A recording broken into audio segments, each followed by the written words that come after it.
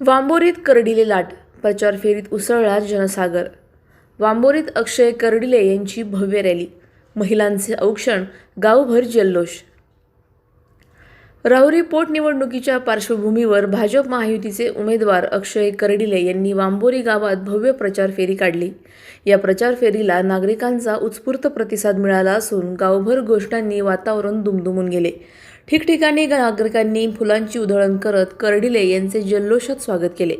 विशेष म्हणजे महिलांनी औक्षण करून त्यांना आशीर्वाद दिला, ज्यामुळे प्रचार फेरीला भावनिक स्वरूप प्राप्त झाले.